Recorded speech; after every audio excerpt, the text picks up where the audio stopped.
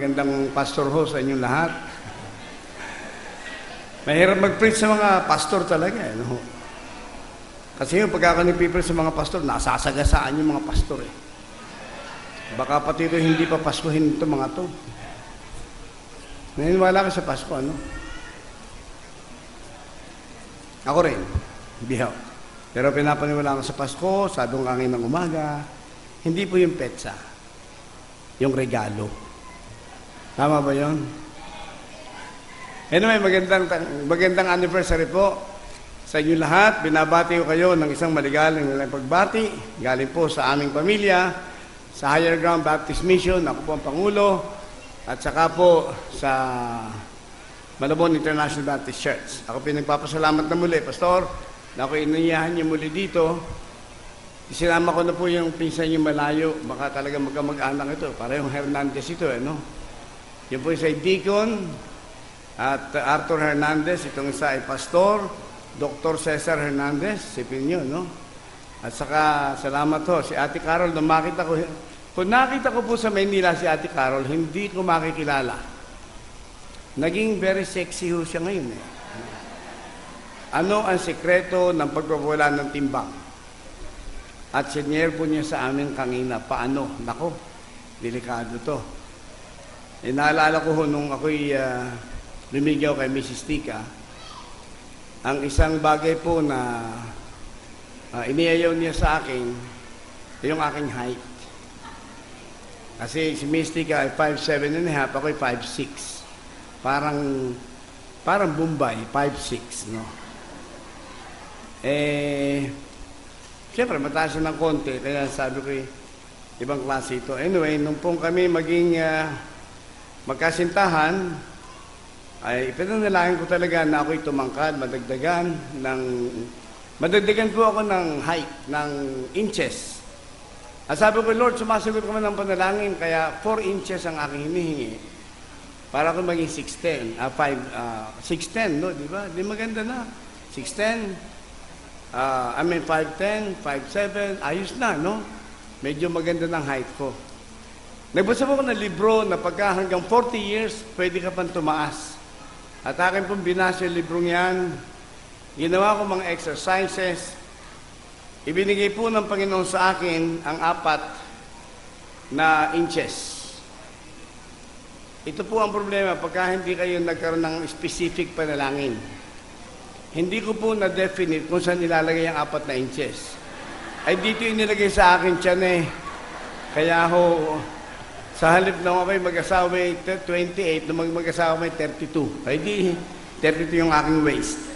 Purihin ng Panginoon, ngayon po na may 35 na. Kaya pinagpapala, ano? Ibang klase. Salamat po. Buksan po natin ang banal na kasulatan natin sa aklat ng mga awit. Ang ganun ang team natin, ano ho? Basahin nga natin lahat yan. Yan team na yan, basahin natin. At buksan nyo sa Psalms chapter 73. Mga awit 73.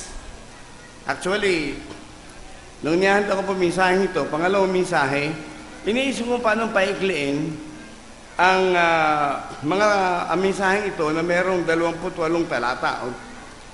First, there are 29 verses actually in Psalms chapter 73. Sabi ko, Lord, tulungan mo ko na huwag na maging mahaba ito.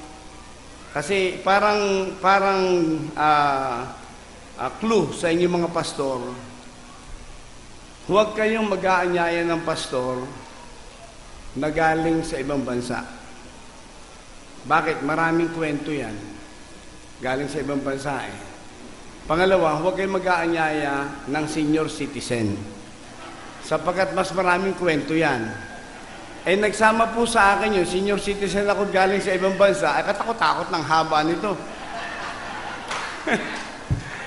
Hindi naman kayo nagmamadali, no? Pauwi pa kami sa Malabon, eh.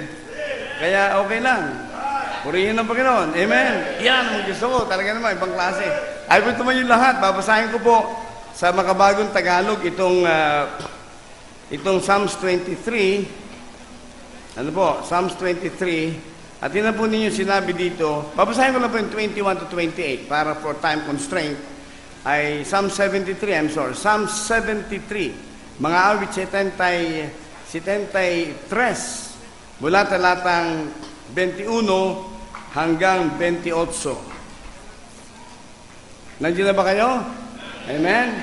Ito po sabi, nang sumama ang loob ko at nasaktan ang aking damdamin, para akong naging hayop sa iyong paningin, mangmang at hindi nakakaunawa. Ngunit patuloy akong lumapit sa iyo at inakay niyo ako. Ginabayan ako sa pamamagitan ng inyong mga payo, at pagkatapos ay dadalhin niyo ako sa magandang kalagayan o sa kaluwalhatian. Walang sino man sa langit ang kailangan ko, kundi kayo lamang. At walang sino man sa mundo ang hinahangad ko maliban sa inyo. Yun po ang ating theme. Manghina man ang aking katawan at isipan, kayo, O Diyos, ang aking kalakasan. At kayo lang ang kailangan ko magpakailanman. Isipin yun, no? Kayo lang, O Diyos, ang kailangan ko magpakailanman. Ang mga taong lumalayo sa iyo ay tiyak na mapapahamak. Tama ba yun? Mga taong lumalayo sa iyo, tiyak na mapapahamak. Ang mga nagtataksil sa inyo ay lilipuling lahat. Ngunit, ako, minabuti kong maging malapit sa Diyos. Kayo, Panginoong Diyos, ang ginawa kong kanlungan upang maihayag ko ang lahat ng inyong mga ginawa. Manalangin tayo. Dakilang Diyos, salamat po sa mga talatang ito. Pinagpala niyo na po ito at patuloy pagpalain sa aming mga puso. Kausapin mo kami sa pangalan ng Panginoong Jesus. Amen. Amen. Tayo mo po lahat. Ako po ay nagpapasalamat sa Panginoon sapagkat na-meet ko yung mga members dito many years ago. Last time na ako magpunta rito. At na-meet ko po yung mga kapatiran natin na hanggang ngayon narito pa rin kayo, mga pastor natin. Andyan pa rin kayo. I think it was last year ba yung Pastor Elo, no? Ang iyahan mong magsalita, ano? 2 years ago o summer, hindi po ako nakapagsalita sapagkat nagkapatong yung aking schedule. Akala ko po yung nung ako'y 68 years old na, ako'y matatapos na't mapapahinga. Yun nung pala hindi. No? Kaya salamat naman sa Diyos sapagkat tayo busy pa rin sa gawain ng Panginoon. Amen? Hindi, wala nang atrasan ito. Hanggang dumating ang Panginoon tulad ng inawit kanina. Kaya natutuwa ako. Meron 3 bagay lang na gusto kong i-share sa inyo rito. Ano ho? The delight of most people. Number 2, the destiny of rich people. And number 3, the desire of God's people. Doon po iikot ang ating pag-aaral sa 3 ito. Sa buong kapitulong ito, ang ating pong pag-aaralan, kaya tingnan po natin ngayon, at makikita po natin, alam niyo ito mga aklat ng mga awit, parang sinulat kahapon lang ito sa atin, no? Ito po yung talatang 1. Ano? Yung po talatang 1, nandiyan ba kayo? Talatang 1, tunay na mabuti ang Diyos sa Israel, lalo na sa mga taong malilinis ang puso. Tama ho ba yun? Mabuti ang Diyos, lalo sa mga taong malilinis ang puso. Ngunit ako, halos nawawalan na ako ng pananampalataya. Naiinggit ako nang makita ko na ang mayayabang at masasama ay umuunlad. Malusog ang kanilang mga katawan at kapag namatay ay hindi nahihirapan.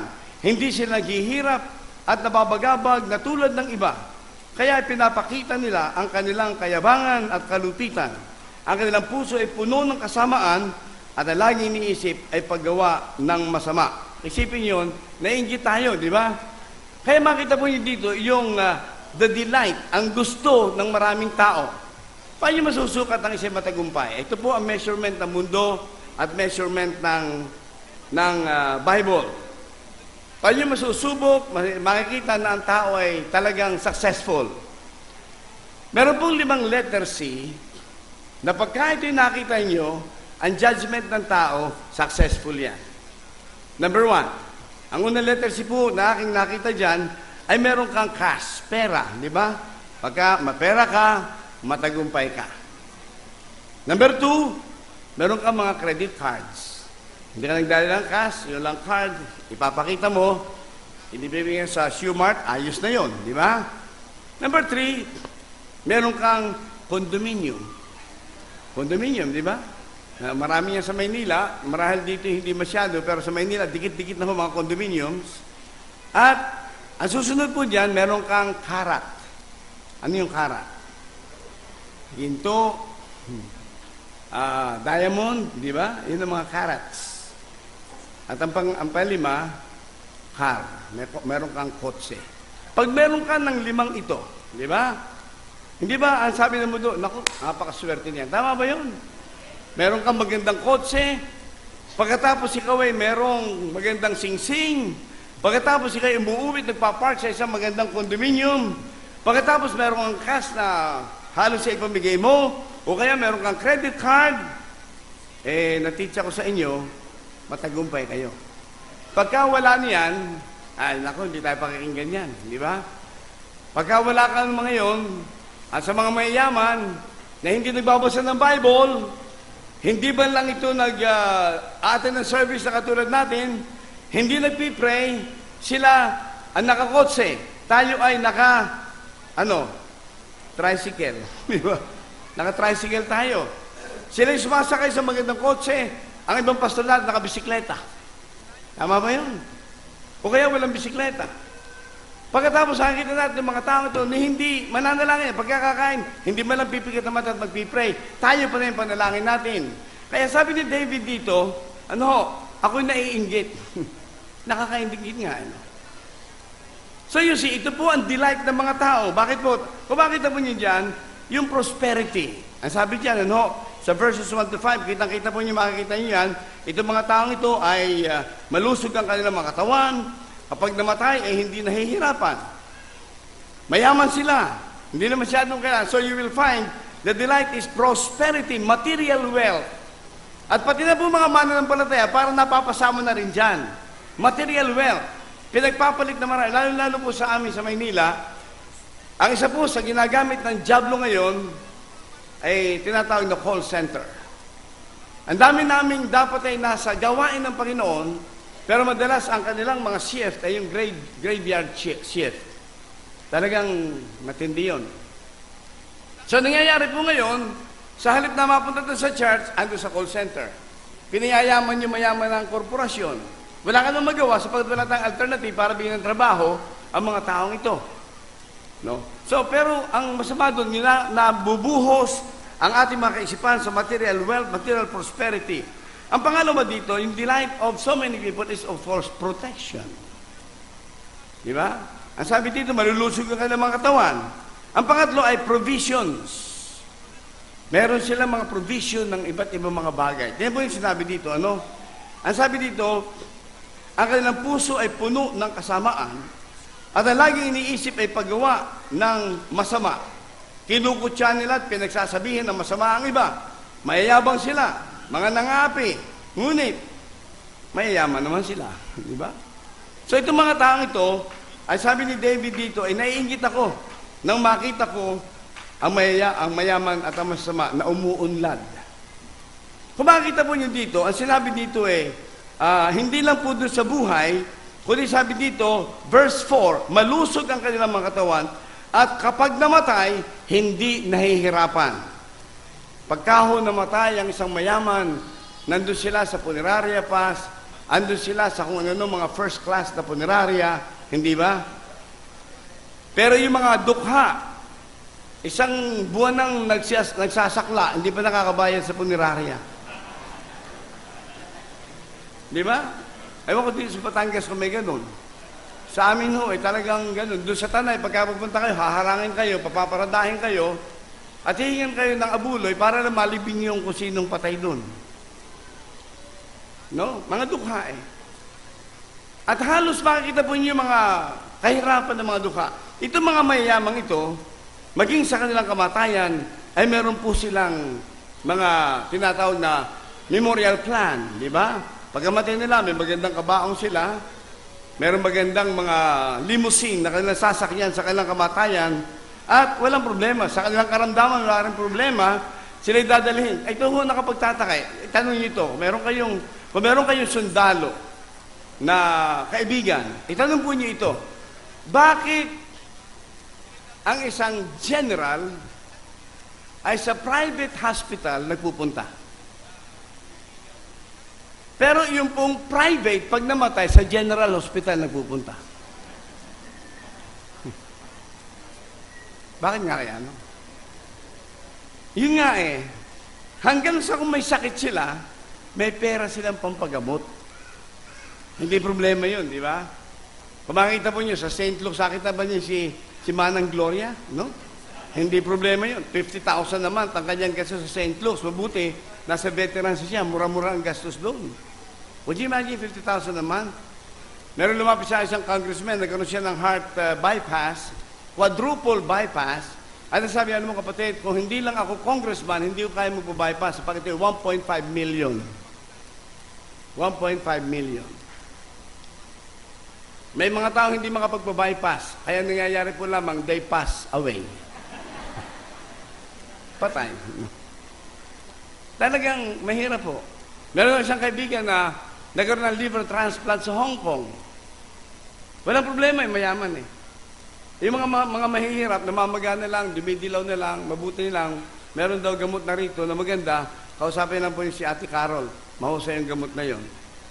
Kahit na namamagana, naalala ko tuloy yung isang gamot sa dengue, yung bang halamang tawa-tawa. Di ba? Uso na ba dito yan? Sa Manila, nauso yan Ang tanong sa akin, Pastor, bakit ginamot ko sa anak ko at hindi gumaling sa tawa-tawa? Hindi gumaling yung anak ko, ano gagawin ko? Ako yun na iyak-iyak.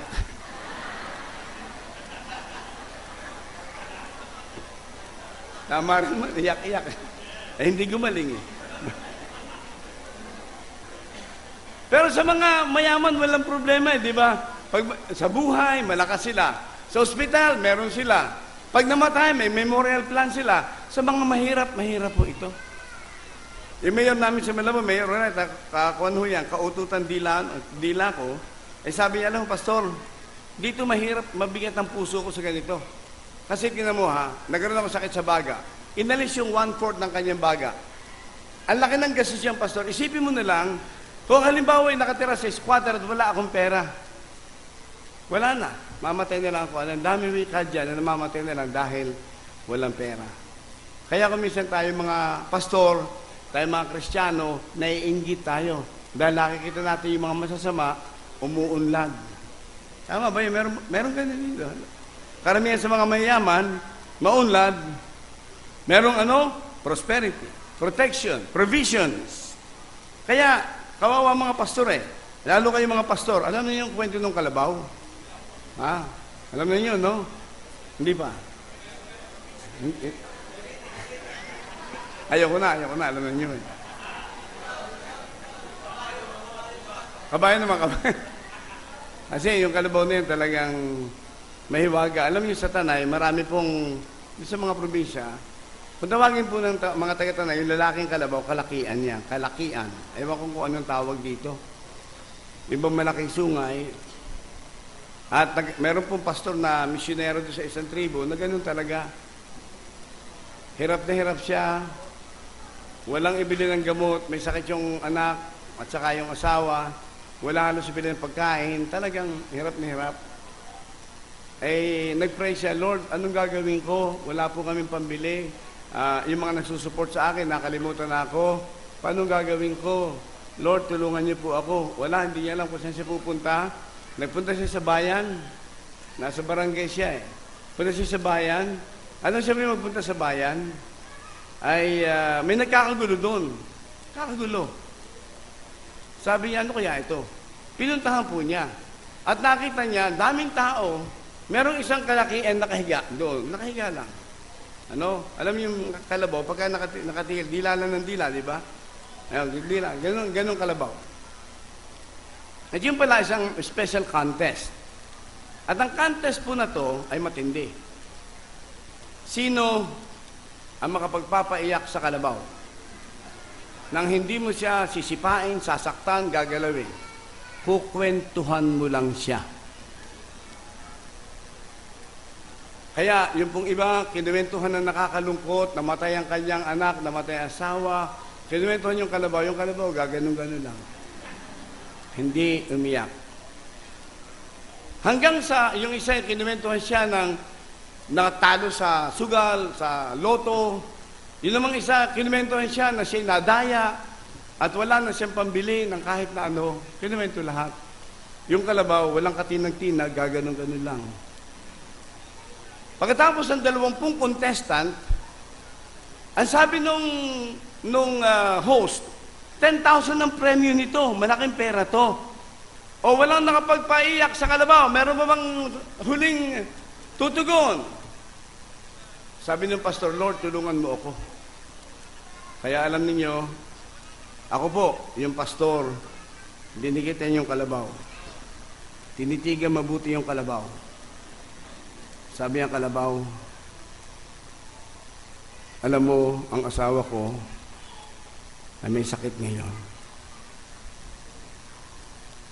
Yung aking anak, may sakit din. Magpapasko na, wala man lang kaming pambili ng bigas na pangsaing. Madrama yung kanyang bigay, ano? At sabi niya, ako'y pastor.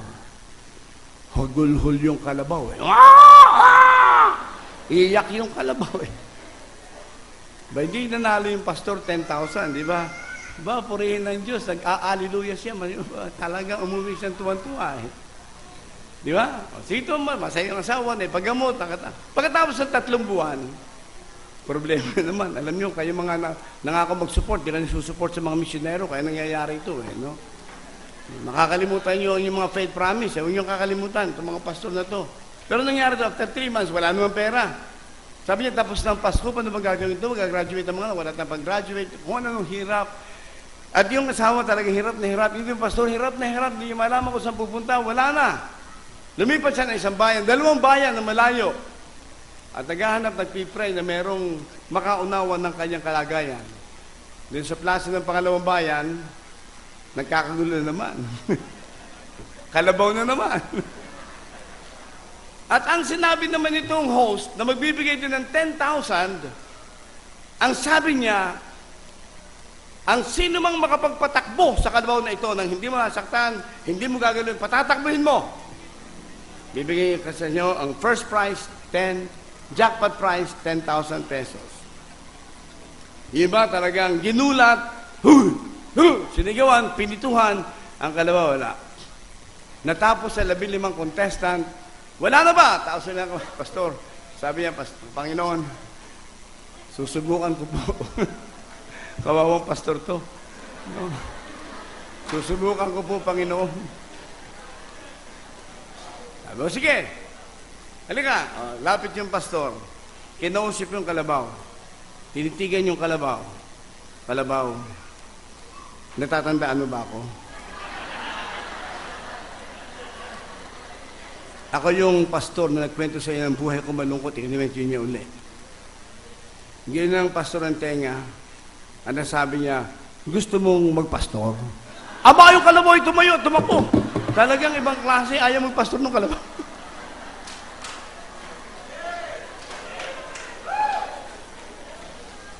Pati kalabaw, ayaw magpastor.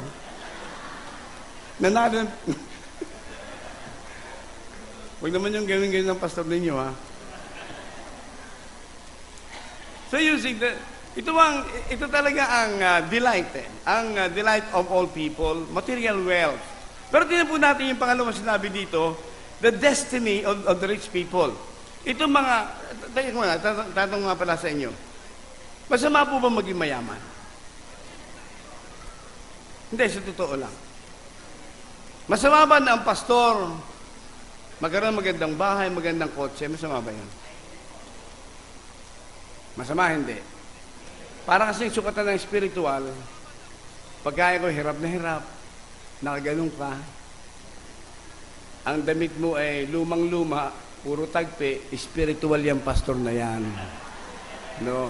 Kasi puro tagpi, at saka talagang pag nag-visitation, sira na yung sapatos, spiritual yan. Pero pagka ang pastor ay talagang galanting kumilos, nakahusing ganito, pagkatapos ang ganda ng kanyang tayo, sabihin, nako, materyoso yung pastor na yan. Di ba kaminsan yun ang nagiging sukatan eh?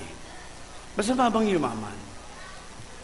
Ewan ko sa inyo, para sa akin, ano mabuti? Yung bang mayaman ka, pero may sakit. Okay ba yun? Sa akin, hindi baling mayaman, basta walang sakit.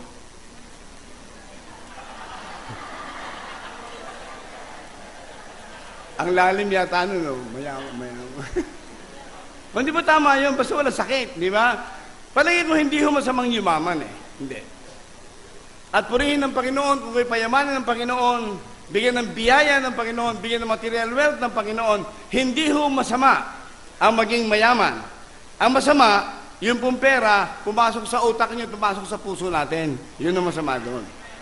Pagka ang pera, alipin mo, walang problema yon. Pag yung alipin ng pera, ang laking problema nun. Ano? Kaya, ipanalangin niyo, yumaman ka, Lord, payamanin po ako. Pero huwag niyo itutok ang panalangin niyo doon. Sabihin niyo, Panginoon, payamanin lang po yung pastor namin. Bigyan niyo po siya ng CRB na bago. Okay ba yun?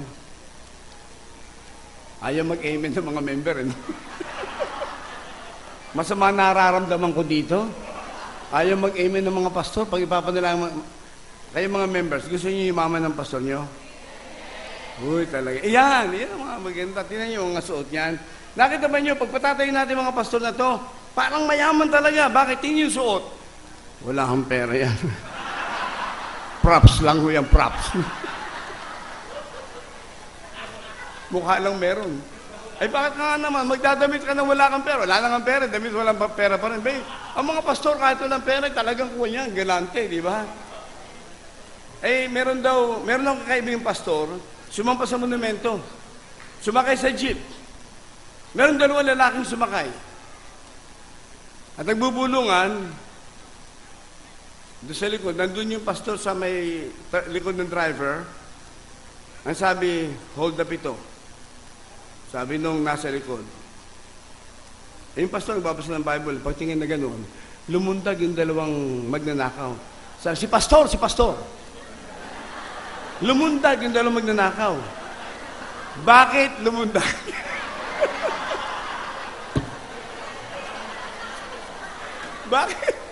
Bakit bumaba ang dalawang magnanakaw? Ano sa palagay nyo? Sige, magkaroon tayo ng brainstorming. Una, hahiya sila, baka nag-Bible study, yung pastor na nagturo, di ba? Pangalawa, wala tayong kikitaan dito, pastor yan. Meron ang hinarang ng mga pastor no? Sa Amerika nangyari ito, galing sa Bible study, tinutukan. Sasaksakin kita, bigyan mo sa akin ng pitaka mo. Pitaka o buhay? Sabi niya, pastor ako, galing sa Bible study. Ang na pitaka mo? Kinuha. Wala akong pera, Brad. Pastor ako. Galing sa Bible study, bukas service, wala akong pera talaga. Ang totoo niyo, Brad, nangako ako magbibigay ako ng $10. Sa Amerika to Sa akin, faith promise, at wala pa akong pambigay. Binigay yung pitaka niya, tapos wala nga. Ito, tracks na nila. Wala kang pera talaga. Wala. Talagang wala. At ako nagpipray ng $10, wala talaga Kaya nga ako naglalakad. Binalibag yung pitaka sa... Yan! Wala kang kwentang dukutin at hold the pen. At bago umalis sa magnanakaw, yan, $10 mo,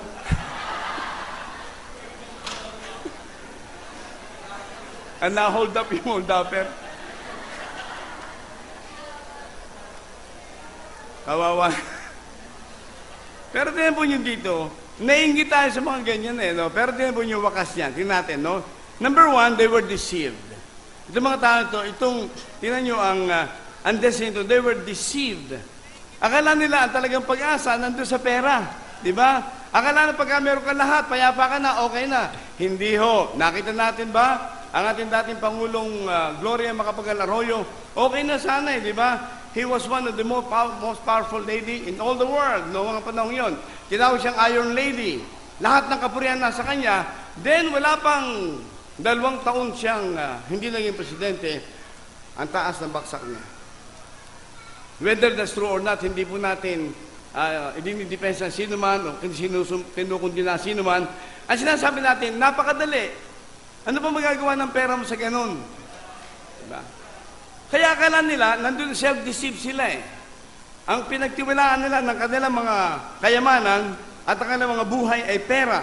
Pangalawa, they were depressed. Alam ba niyo, 75% daw ng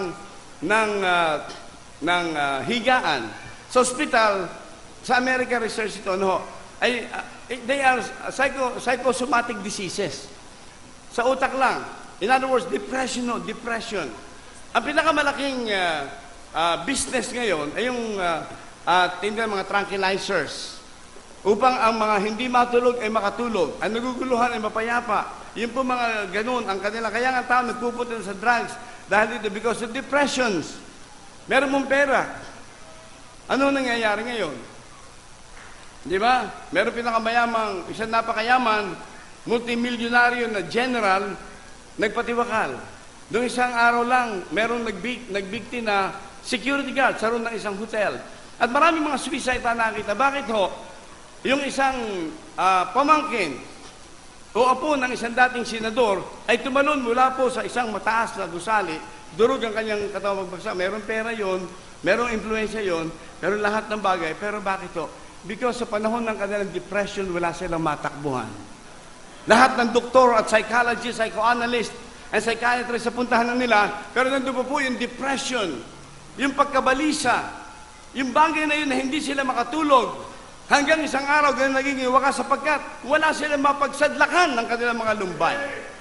Yan po ang kabutihan ng isang mananampalataya. Kung tayo dinadalaw ng depression, at tayo dinadalaw niyan. Kung tayo dinadalaw ng stress, at tayo dinadalaw niyan. Kung marami mga problema at nagmamount ang ating problema, praise God, pwede nating dalhin ang lahat ng problema yan. At sabi ng Panginoon, casting all your cares upon Jesus, He cares for you. In other words, yung pong ating lahat ng problema, ibato natin sa Panginoon. Amen? Meron tayong ganun, sila wala. Wala ang mundo niyan. And of course, the last is distraction. Distraction sa impyerno. Antindi nun, no? Isipin na lang ninyo ng mga katulad ni Steve Jobs, di ba? Multi-billionaire yung tao. Very brilliant. Member po siya ng Hare Krishna. Buddhist. Sa parang yun, nasa ng kaluluwa nun. Wala akong kapag-asa yun. Nasa impyerno yung tao. Ano ho? Kasi yung pong, hindi po lahat ng mabait papunta sa langit. Ano? Hindi lahat ng mabait papunta sa langit. Kaya sinasabi, ang bait ko, pastor, hindi lahat ng mabait, marami ng mabait na nandun. Huwag niyo sabihin si Judas ay hindi mabait. Mabait ho yung mama. Ang kasalanan lang niya, pinagkanulo niya si Kristo. Yun sa visible na kasalanan. Pero bakit sinabi mabait si Judas? Nung sabihin ng Panginoon, isa sa inyo, magkakanulo sa akin. Nagulat si Pedro eh. Sabi niya, ako ba Panginoon? Sabi niya, alagad, ako ba Panginoon? Walang nag-isip na si Judas yun. Wala. Alam niyo kung bakit? Ang ganda kasi ng buhay ni Judas sa labas. Kaya hindi lahat ng mabait papuntang langit. Pero dapat naman, lahat na papuntang langit, mababait. Di ba? Yun naman dapat natin kailangan, di ba? So, ito pong taong ito, itong mga mayamang ito, they went to hell without Jesus Christ. Kung wala si Kristo, mabait ka man o salbahe, kung wala si Kristo, wala kang kapag-apag-asa. Magtungo tayo sa pangatlo. So we saw, first of all, the delight of the world or of all people, many people, the destiny of the rich people without the Lord Jesus Christ. Yan po 73 verses 17 to 22. At ang pangatlo po, the desire of God's people. Ito po ang ating title, desiring God above all. Nung akin nihanda ito, dapat sabihin ni Pastor Cesar, of course, bago pa niya sabihin, itong talatang binubulay-bulay ko na, at parang yun ang sinasabi ng Panginoon, this will be the desire, the verse of my life this coming 2012. Tama-tama ng pagtawag niya, sabi Pastor Cesar, yan ang binubulay-bulay ko ngayon. Tignan po yung sinabi dito, ano ho? Chapter 73, nandiyan ba kayo?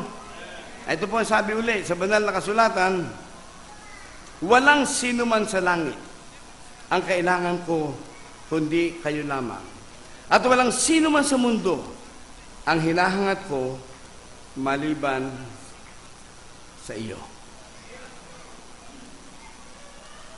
Ang tinanong ko, ang tanong na ito, kapag ka naiwan natin ang ating mga cellphones, anong ginagawa nyo? Binabalikan, di ba? dapat naman balikan yun. Dapat naman. Pag naiwan nyo sa taxi ang inyong cellphone, ano ginagawa nyo? Nagpipray na lang kayo. Sapagkat baka hindi na ibalik yan. Diba? Pero kapag Bible lang naiwan natin sa bahay, anong ginagawa nyo? Sinong bumabalik pag naiwan ng Bible sa bahay? Hindi, huwag na yung itaas. Sinong hindi bumabalik? Huwag na rin yung itaas. Bakit ganun?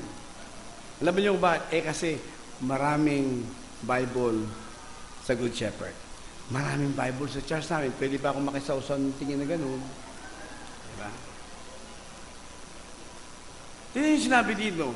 No, there is nothing in heaven that I like, that I desire but you.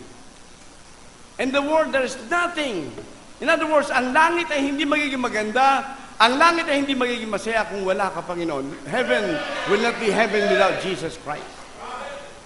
At tayong mga nasa mundo pa hanggang ngayon, ay wala tayong sigla, wala tayong lakas. Sapagkat sabi dito, ang Panginoon nagpapalakas sa atin.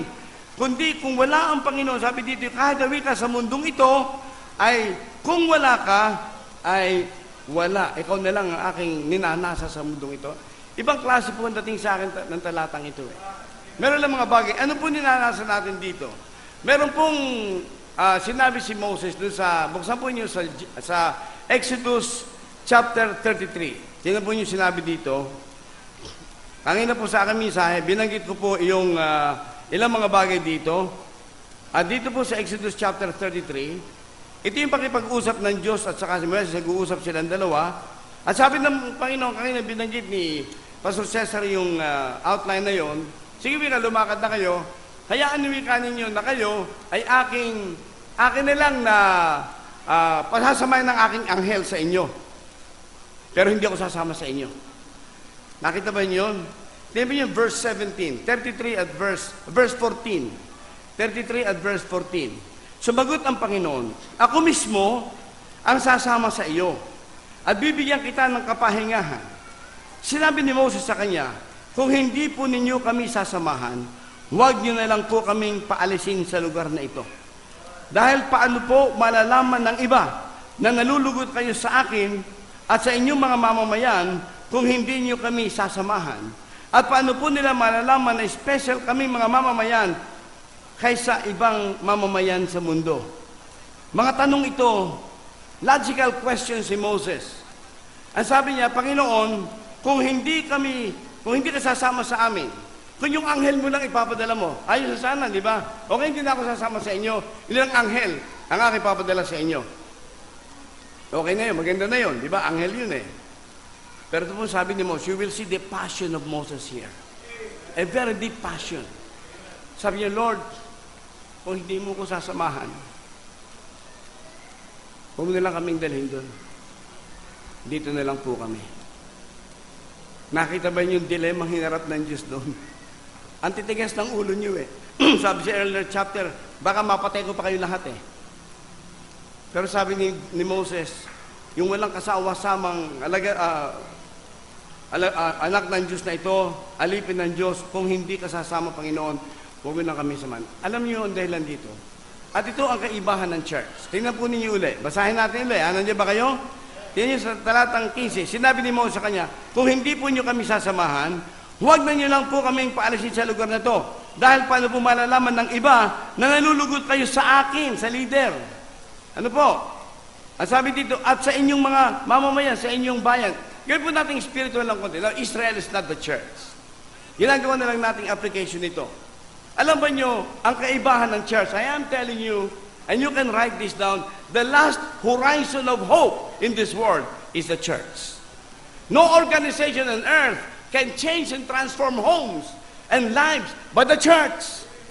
Eh kaya nga kayo na bago buhay, di ba? Sino bago siya? Hindi ba yung church, yung preaching sa church? Yung Bible nasa church? Kaya yung po huling-huling inaasahan ng Diyos sa mundong ito ay church. Yung kanyang church. Ay isipin niyo sinasabi dito, Panginoon, ito po ang aming church. Kung hindi mo kami sasamahan dito, ay ano po sasabihin itong mga kapitbahay namin? Ano po sasabihin ng mga tao? Wala na po kaming kaibahan sa iba. Ang kaibahan po ng church sa lahat ng relihiyon na ito, ang kaibahan ng tunay na Baptist Christian Church, alam niyo kung ano? The Holy Spirit dwells in the church. Yun ang kaibahan, nandun siya. Sa ibang grupo, wala yan. Kahit anong gandang paliwanag yan. Kahit ang pinakamalaking grupo yan. Kahit yung world religion na magandang turo, wala pong Holy Spirit doon. Kaya ang Panginoon, ang banal na Espiritu, ay nakatira sa kanyang church. Nakatira sa local congregations niyo. Eh kung hindi natin, sabi ng Panginoon, sabi ni Moses dito, Panginoon, pag hindi mo kami sasamahan, eh paano malalaman ng iba na kami kaiba, na kami mga anak mo? Paano malalaman ng aming community, ng church na ito, ay iglesia mo, Panginoon? Paano? Ay sabi ni Panginoon, mabuti pa mag-usap tayong dalawa. Hindi lang po kami aalis dito. Ibang klase, the passion of this man. Sana ngayon sa taong ito, sa anniversary ito, yun ang maging passion natin. Panginoon, let Jesus Christ be seen in me and in the church. Lalo sa ating mga leaders, sa ating mga pastor. Ako po'y 46 years na sa pagpapastor. And I saw the best and the worst in the ministry. I experienced the best and the worst in the ministry. Nakita ko po, naranasan ko, napasok na po ako sa pinakamabuti at pinakamasama sa ministry. Saka sasabihin sa inyo yan, pagbabalik ko, kung babalikin pa ninyo. Pero nga ko sinasabi dito, mga kapatid, ano ho, ang nakita ko, kaya po nawawalan tayo ng puwersa. Alam ba niyo kung sinong sumisira ng church? Alam ba niyo kung sino? Church din. Siguro sa Batangas, hindi ganun, no? Alam mo niyo kung sino sumisira sa pastor? Pastor din. Tama ba yun? Ilan sa ating mga preachers, mga pastors, kapag nakapagtayo ng church na maganda at malaki, huwag na kami pakialaman dito, independent na kami. Bakit? Dito ako natutuwa kay Pastor Cesar. Ang laki nitong, ang totoo niya, mas malaki ang lupa ninyo kaysa lupa namin. Mas malaking church building ninyo kaysa building namin. Mas malaking attendance niyo kaysa attendance namin. But he is humble enough to invite me. And I'm glad na nakikita ko yung, ang inihasik ko po kay Pastor Cesar sa lahat ng estudyante, hindi ho aral, buhay. Buhay ko't buhay ni Mrs. Tika. During those times, there were tears in our eyes. We don't even know where to get our meals at times. Ang laki po ng sweldo ni Mrs. Tika. But in 1974, ang aking sweldo na 200 pesos a month. Meron kaming 2 anak. In 1974, God told her to resign from the good-paying job as teacher of St. Stephen's High School. And he resigned. Tingnan ko yung mga anak ko, sabi ko, Lord, ibang klase po ito, wala na akong asama malaki. Papastor pa ako sa Tanay. Anong bukas kaya ni Ruel at ni Nimrod? I don't even know. Pero nung ako bumabasa noong pa, there's nothing in earth but you, Lord. At kaming 2 mag-asawa, naghawak ng kamay, we trusted the Lord, and the rest is history. Wala pong nagtiwala sa Diyos na binigo ng Diyos. Wala. So dito, Lord, dapat maging panalangin natin ang Panginoon. Bigyan mo ng kapangyarihan ng church. Ang dami na pong away na nangyayari sa church. Nakipag-usap ako sa isang commissioner ng Securities and Exchange Commission. I opened the Bible, witness to her. At nung naramdaman kong banal na espiritu ay naungusap sa kanya, sabi ko, Mr. Commissioner, would you like to open your heart to the Lord Jesus Christ and receive Him as your Lord and Savior? Nakasandal ang commissioner na sa kanyang chair, nakikinig sa akin, bigla siyang gumanon. Sabi niya, Pastor, ang dami naming kaso dito ng mga pastor na naglalaban-laban. Hindi ba meron kayong isang Bible? Hindi ho ninyo matanggap ang Panginoon because of those pastors fighting, nagdimandahan dyan. Kung sila'y ganun, kayo dito sa ministries ng Good Shepherd Baptist Church, kayong lahat na nakikinig sa akin, let's just be one. And say, Lord, there's nothing in heaven but you. And in earth, kayo lang Panginoon ng amin. Wala na pong away-away. Wala na samaan ng loob. Bayaan mo yung samaan ng loob. Merong pagkakaiba sa paniniwala. Merong pagkakaiba kung saan-saan. Ba't tayo magkaisa at yun ang puso ng Diyos that we shall be one. Ang problema sa atin, nakita lang natin ganun, kaiba na. Sa Higher Ground Baptist Mission, meron kami mahigit na 147 churches all over the Philippines. Wala kaming away ngayon. Alam mo niyo kung bakit? Wala kaming pera. Walang support yung mga pastor na yon. Walang regular na support. Ang nakita ko po, pagka nagkaroon ng pera ang isang organisasyon, pera, personalidad at posisyon, yan tatlong pinag-aawayan. Pag may pera, away. Inggit doon, inggit dito. Pwede man kayo mga pastor, kung payamanin ng Diyos ang isang pastor, you just thank the Lord. Lord, salamat po sa kapatid ko yun. Yung binigyan ng malaking church, binigyan ng malaking pagpapala. Alam niyo si Charles Spurgeon, yung isang pastor na malapit sa kanya, sabi niya, Charles Spurgeon, sabi niya, ako'y naiinggit eh. Malapit nang siraan ko yung Charles Spurgeon yan. Pero sabi nung kanyang kausap, sabi niya, ganitong gawin mo. Ipag-pray mo na pagpalain ng Diyos ang church ay Charles Spurgeon, paapawin ng Diyos ang church at yung umaapaw magpunta sa iyo. O di ba maganda yun? Di ba? At kayo naman, kung kayo pinagpalaan at binigyan, huwag naman kayo maging maramot. Lahat ng meron, bigyan ninyo. Ang wala. Pati sa mga members yan. Eh, pastor, ano ba yung i-delight ko? What will I desire? Tignan po ninyo dito. There are things, 4 things that we must desire. Sabi niya kasi dito, summarize yung sinabi, no? There is nothing in heaven that I desire but you. Number 1, let us delight or desire the Word of God. Let's desire or delight the Word of God. Dito tayo magnais sa salita ng Diyos. Di ba? Huwag tayo magbago. 41 years ago, in 1965, when I gave my life to the Lord Jesus Christ, I promised the Lord that I will be true to the Word of God. And 46 years later, I'm still preaching the Word. I'm standing in the truth of the Word. At hindi po ako nagsasawa. Kung minsan, ang isa po sa tukso ng isang matagal na sa ministry, lalo yung nagtuturo ka pa sa Bible. So, alam ba yung pinakamalaking tukso namin? Yung wala nang appeal yung Bible. Wala na. Tama ba yun? Kasi, sabihin mo, Nehemiah, ay alam ko na lesson yan. Building the wall. Joel, ay naku, alam ko na rin lesson yan. Tungkol sa Holy Spirit na bubuhos. Amos, Nahum, lahat yan alam mo na eh. Nabasa mo na, nadaanan mo na. So, ano nangyayari ngayon? Dahil alam na natin, tayo mga pastor, tayo mga leaders, at matagal naman na ng palataya, wala nang appeal yung Bible. Pagka po nawala na ng appeal sa inyong Bible, nako, mag-pray na kayo ng pagsisisi and make the Bible appeal to you every day. This is fresh. Ito po ay sariwang-sariwa kaysa balita bukas.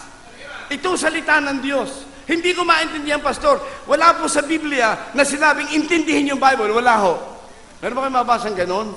Sabi, search the scriptures. Wala ho eh. Ang pagpapaintindi po niyan ay ang banal na espiritu. Ano? Eh, paanong ipapaintindi ng Holy Spirit sa inyo at sa atin kung wala tayong binabasa? Di ba? So you start by reading. Nasa Bible ba yung pastor? Psalms chapter 1, verse 1. Memorize natin yun, no? Ano sabi doon? Blessed. O sabay-sabay nga natin sabihin nyo, lahat nakakalam. Psalms chapter 1, verse 1.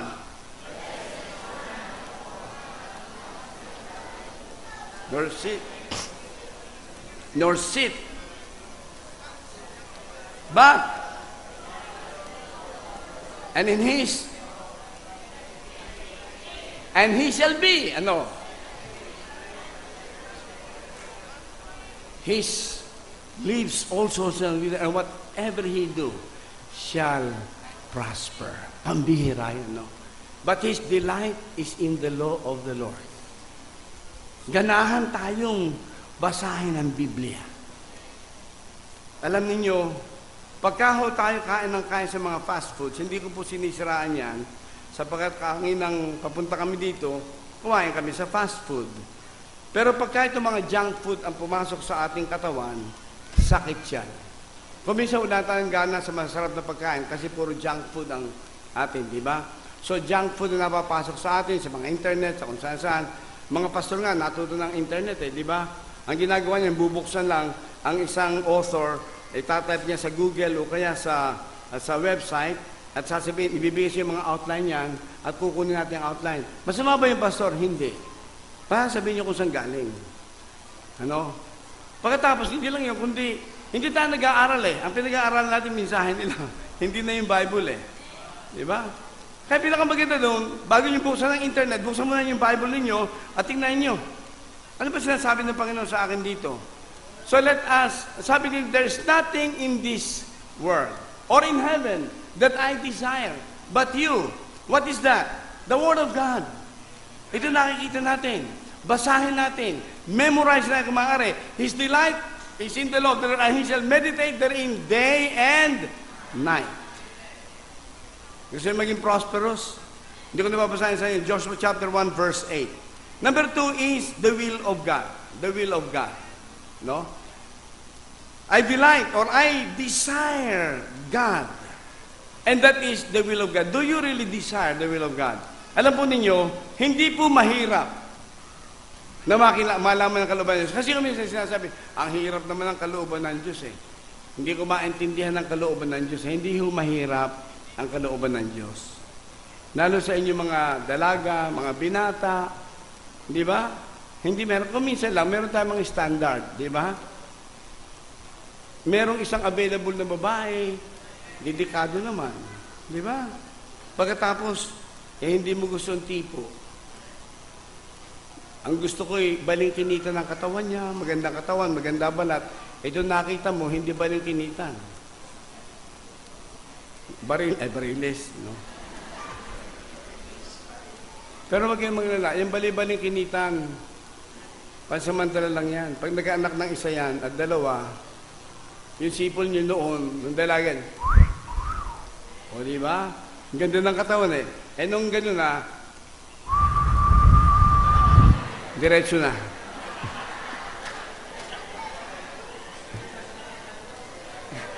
Kaya ang pinakamagandang attraction yung panloob. Huwag na yung panlabas. Now, masama pa sa mag-asawa ng maganda.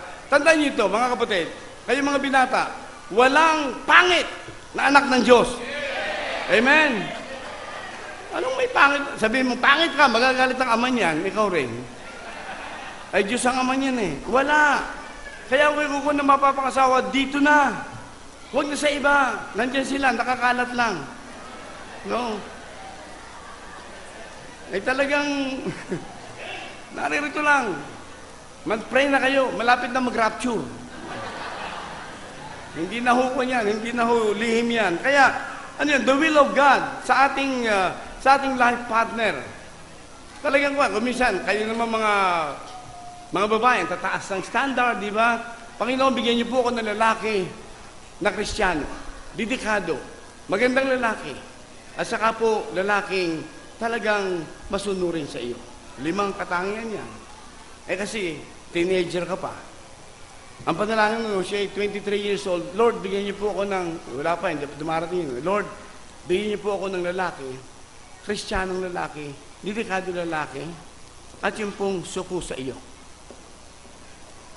4. Pagdating ng 35, wala pa. Ang tataas ng standard niyo, Panginoon, bigyan niyo po ako ng lalaki, magandang lalaki, Kristiyanong lalaki, kahit na po hindi masyadong suko, basta Kristiyano. Ang matindi yan, kung 50 anyos na, panalangin, Lord, bigyan niyo po ako ng lalaki, period.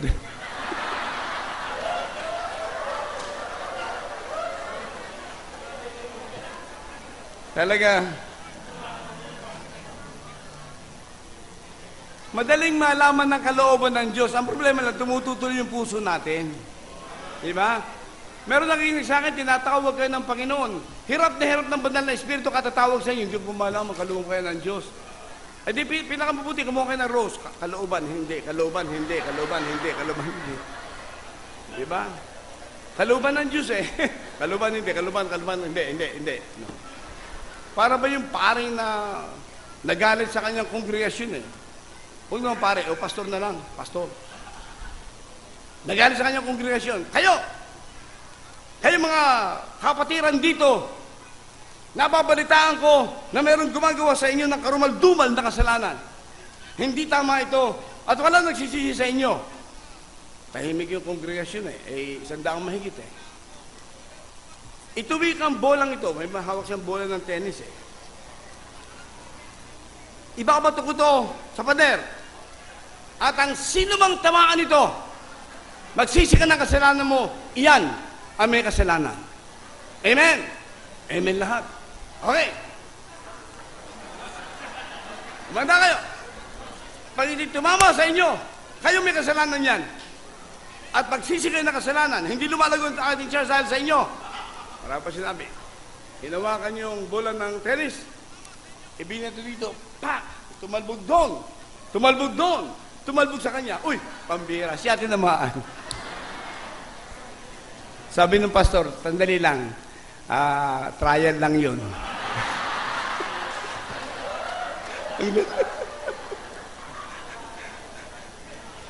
Trial lang. Mahirap bang? Ito ho, sabihin ko sa inyo. Alam niyo, the greatest discovery you will discover is to discover the will of God in your life. That will be your purpose. And the greatest accomplishment that I will have and you will have is to accomplish God's will in your life. Paano na? Kaya sabi sa Colossus, sabi din na ito, be not unwise, but understanding what the will of the Lord is. Sana ngayong gabi, sabihin natin, Panginoon, I want to know your will. And I'm willing to obey you. Pangalawa, so the Word of God, the will of God. Number 3 is the ways of God. Marami tayong talata dito, but the ways of God. Sabi ni Moses sa chapter 33, ituro mo sa akin ang iyong mga daan. Pero gawin po natin ulit practical at application dito. Kasi sa ating pong pakikibaka, ang daming pagsubok. Tama ba yon? And that's the way of God. Ang ibig sabihin yon, merong landas na paakyat, bako-bako. Sabi nga nung kanta, it's not an easy road, we're traveling to heaven, for many are the thorns on the way. Di ba? So, marami, ang dami. Ang sa atin nakikinig dito, ang dami nating pagsubok. Pero yung pong ways of God, or the way of God, na malaman natin is to know that there is no gain without pain. There is no gain without pain. There will always be problems. But I am telling you tonight, beloved, that the way of God is to trust the Lord. Tingnan po yung sinabi ni David dito. Sabi niya, ngunit ako, minabuti kong maging malapit sa Diyos. Kayo, Panginoong Diyos, ang ginawa kong kanlungan upang maihag ko ang lahat ng inyong mga ginagawa. Tingnan niyo sabi, ikaw ang aking kanlungan, Panginoon. Sa panahon ng mga pagsubok, wala tayong pupuntahan at pangangalungan, kundi ang Panginoon. There will be peace because God is there always. Meron po talata sa Philippians chapter 2, verses 6 and 7. Ito ang, makikita po niyo dito, yung dalawang talatang yan, nasubo ko na po yan. Nung kami dumadaan sa mabibigat na trial bilang pamilya na hindi po namin alam sino bang kakampi ko at hindi ko kakampi. Hindi ko alam hanggang sa dumating ang point na I really walk in the edge of eternity. Akala ko mamatay na ako noong 1995 eh. Bigla na ako na-collapse. Of course, may sakit na ako because of the pressure that happened. Antinding pressure no sa isang pastor. At noong ko hinang-hina na hindi ko na mabuhat yung kutsara, pinainom na ako ni Mrs. Tika ng may honey. Yun pala, I was losing electrolyte very fast. Bigla po nagdilo yung paningin ko, ganun pala mamamatay. Sumubsob na lang ako sa kandungan ni Mrs. Tika. Of course, napasigaw si Mrs. Tika. Mabuti lang yung prayer meeting noon, nagkagulo na po sila at pinagkagulo ako. Nalaman ko na lang Itinatakbo na ako sa Capitol Medical Center. Mga kapatid, ganun pala kadali ang buhay. Pero alam ninyong itinuro ng Panginoon sa akin, Philippians chapter 4, 6, and 7. Ano sabi doon? Huwag mabalisa ang inyong mga puso. 4, 6, and 7. No? Huwag mabalisa ang inyong puso. Kundi sa pamamagitan ng panalangin at daing na may pagpapasalamat, ay inyong ipakilala ang inyong kahilingan sa Diyos at ang kapayapaan ng Diyos na hindi masayod ng pag-iisip ng tao. Hindi natin malirip yung kapayapaan ibinubukal ng Diyos. The peace of God that passeth all understanding will guard. Yung po salitang keep doon sa English para bang isang Roman soldier na binabantay ang kanyang bilanggo. In other words, yun ang mag-iingat sa ating mga puso at sa ating kaisipan kay Kristo Jesus. Isipin yung pribilehe yun na kung kayo pumapasok sa problema, kung kayo pumapasok sa malaking pangailangan, hindi nyo malaman kung saan pupunta, alam nyo pupunta, huwag kang mabalisa sa mga bagay na ito, kundi sa pamamagitan ng panalangin na daing na may pagpapasalamat. Ipakilala mo yan. Sabihin mo ngayong gabi sa Panginoon yung kailangan mo. And the peace of God that passeth all understanding will guard your heart, your mind in Christ. Many times, kaming dalawang mag-asawa ay mananalangin ng ganun. But hindi po namin alam yung bukas, pero sabi ng Panginoon, don't worry about tomorrow, ako nang bahala dito. And the Lord restored again the fellowship, restored the power, at pinalakas ako muli ng Panginoon. At kami mag-asawa pinalakas ng Panginoon, at natayo po noon ang Higher Ground Baptist Mission, ang Higher Ground Baptist Academy Foundation, at iba-ibang mga ministries na kumalat na po sa iba't ibang lugar ng ating bansa. So you see, the ways of God. Pagka minsan ayaw nating lumakad dyan. Pagka minsan hindi natin kasi makita dulo niyan. Pagka minsan hindi natin maunawaan ang nangyayari. But put your hand in the hand who controls the universe. And God will bless you for it. And then number 4 is, I desire. Ang sabi doon, desiring God above all, desire to worship the Lord. Meron na tayong corporate worship at individual worship. Talagang sambahin natin ang Panginoon ng buong puso at ng buong katotohanan. When you come to the Lord, tandaan po natin, pag tayo dumating dito sa loob ng church, as a corporate worship, at dumating tayo dyan, tandaan po natin, ang tinitingnan ng Panginoon ay yung puso na sumasamba. Hindi ho niya masyadong pinakikinggan yung sinasabi ng bibig. Sa pagkasabi sa Matthew chapter 15, ang lahimikang ito ay sinasamba ko ng kanilang labi, pero ang puso nila malayo sa akin. Ilang kayang mga mananampalatayang tinatamaan ng gano'n? So when we come to worship together and worship the Lord, i-focus natin, alisin natin yung lahat ng bigat, alisin natin lahat ng mga bara sa ating relasyon, and let us worship God in spirit and in truth. Tingnan po yung verse 16, dito sa ating chapter 73 at verse 16. Kaya sinikap kong unawain ang mga bagay na ito, ngunit nahirapan ako. Ano po yun? Yung mga pagsubok na nauna, yung mga pagtatanong na nauna. Pero nahirapan wika ko unawaan ito. Hanggang pumunta ako sa inyong templo at doon ko naunawaan ang kahihinatnan ng masama. Until I went to the temple. This is where you can learn. This is where you can nourish and nurture in the church of God. Mga kapatid, mga kasama. And then yung verse 28, binasa natin kanina, at nasabi dito, ngunit ako, minabuti kong maging malapit sa Diyos. Maging desisyon natin ngayon to desire God above all things. If you have Jesus Christ, I'm telling you, you have everything. Tama ba yun? You have a companion, a friend that will never run from you. You have a fountain that will never run dry. You get a focus that will never fail. Jesus Christ. If you have Jesus Christ, you have everything. But if you do not have Jesus Christ, you have nothing. Muli, babasahin ko sa inyo sinabi dito, there is nothing in heaven but you, O Lord. At walang sino man sa mundo ang hinahangad ko maliban sa iyo. Manalangin tayo. Let's pray. Let's close our eyes, bow our heads.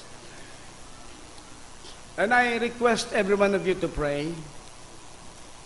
Marami pa tayong pag-aaralan dyan, pero ayaw ko pong habaan pa to sapagkat alam ko naintindihan po natin ang mensahe. Putting God above all, loving God above all, desiring God. Marahil parang meron tayong, yung bang nababurn out na tayo. Parang nanghihina, nalalamig, umaayaw na. Sa dami po ng ating mga problema at pagsubok at pangangailangan. Ibang klase yun. Ano sabi ng Panginoon? Napakaliwanag naman no? Come, and I will give you rest. Napakaliwanag naman Huwag kayong mabalisa sa anumang bagay. Yun po gagawin natin. Nanyahan kayo lumapit sa Panginoon. Hindi ko po kayo kilala. Hindi ko alam ang inyong mga tahanan, hindi ko rin alam ang inyong pangailangan. But I am introducing you to a friend who knows everything about you. Kilala niya ang pangalan mo, alam niya ang problema mo, alam niya ang pangailangan mo, alam niya ang punuan ng pangailangan mo. Ang sabi lang niya ay, come, halika, tumawag ka sa akin. Bring all your cares upon me. I care for you. At sa inyo pong pagkakayo ko, would you pray that prayer? A prayer of dedication. Sabihin po niyo sa Panginoon ng problema ninyo. Alam po niya ang solusyon sa lahat ng problema. Wala pong problemang hindi niya kayang bigyan ng katugunan. Wala pong dalangin hindi niya kayang bigyan ng kasagutan. Walang pangailangan hindi niya kayang punuan. Ganyan ang ating Diyos. At sana po'y maging desisyon natin ngayon, Lord, there is nothing in heaven that I desire but you. There's nothing on earth that I desire but you. At kung yun po sinabi, Lord, help me. Lord, bless me. Lord, make me a blessing. Lord, i-bless mo po ang aming church. I-bless mo po ang aming pastor. I-bless mo po dakilang Diyos ang aming mga leaders. Lord, i-bless mo po, please, ngayong hapon. At Lord, tulungan mo ako, ikaw ang aking mahalin ng lahat-lahat. At kung itong panalangin ninyo, pwede bang tumayo kayo? If this is your prayer, to make God your priority, to give everything to God, to ask God to bless you and your ministry, would you kindly stand?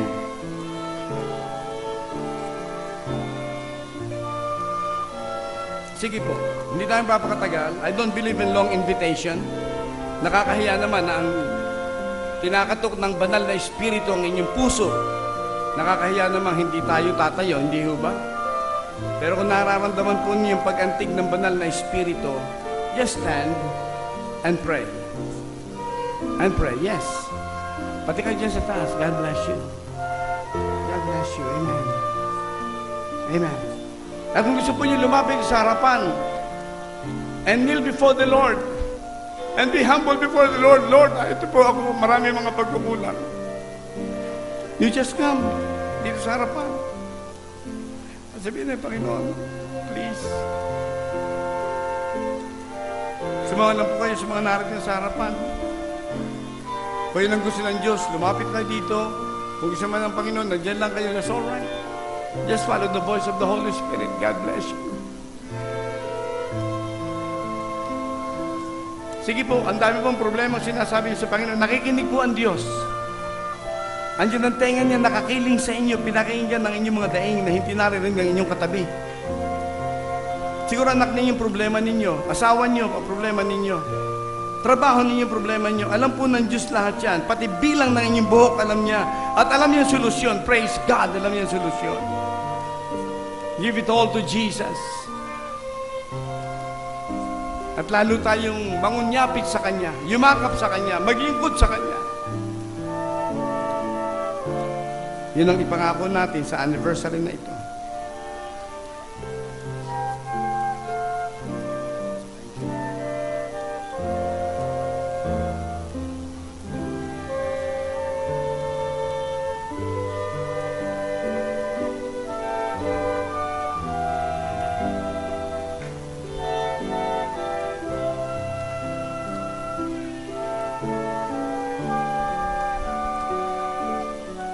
Lord, maraming salamat po.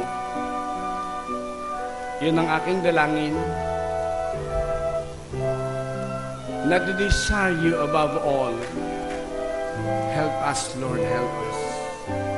Yakapin mo kami ng iyong biyaya. Kargahin mo kami ng iyong kalakasan. Itago mo kami sa iyong kapangyarihan. At takpan kami ng iyong banal na dugo, puspusin ng iyong Espiritu Santo. Salamat po sa katugunan mo, sa panalangin ng lahat ng dumalangin. Maraming salamat po sa iyo. Salamat po sapagkat ngayon pa ang kapayapaan ay pinaghari mo na sa kanilang bahay, sa kanilang buhay, at sa kanilang puso ngayon, ayon sa iyong pangako. Binabalik ko po sa iyo lahat ng kapurihan sa ngalan ng Panginoong Hesus na aming manunubos. Amen.